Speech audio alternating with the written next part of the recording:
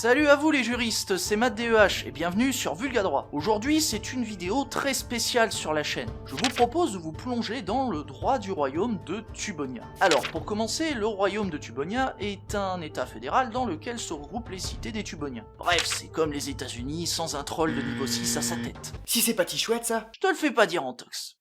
Pour ce qui est des cités, leur droit est élaboré par les Tuboniens, comme Sir Gibsy, Absol le Mage et Antox Colabois. Ces derniers sont libres de consulter ou non leurs viewers pour élaborer le droit de leur cité. Ceci implique que d'une cité à une autre, le régime peut être plus ou moins démocratique. Cependant, le droit de chaque cité doit respecter la loi du royaume de Tubonia. En effet, si un Tubonien édicte une règle contraire à cette loi du royaume, cette règle pourra être signalée par un viewer et être annulée par un juge dénommé le golem tubonien. Enfin, la loi du royaume est édictée par les rois de Tubonia selon la volonté de la déesse Voshishki. En résumé, on a affaire à une monarchie de droit divin. Mais bon, après, on va pas se le cacher, la déesse n'hésite pas à foutre 2-3 quenelles aux Tuboniens au passage. Ah la sale.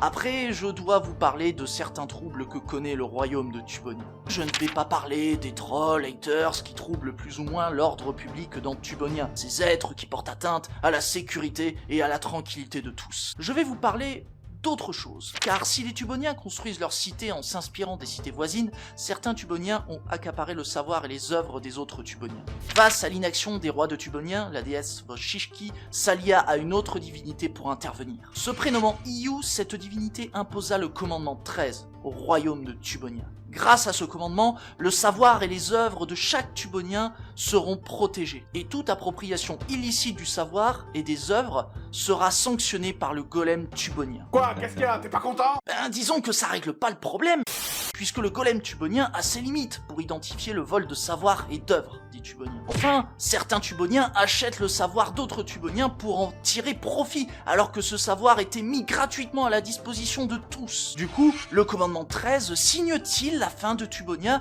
ou est-ce un espoir ou une illusion pour ce royaume? Je laisse la réponse à ceux qui en écriront l'histoire. Allez, c'était Matt DEH sur Vulgadroit. A plus, les juristes.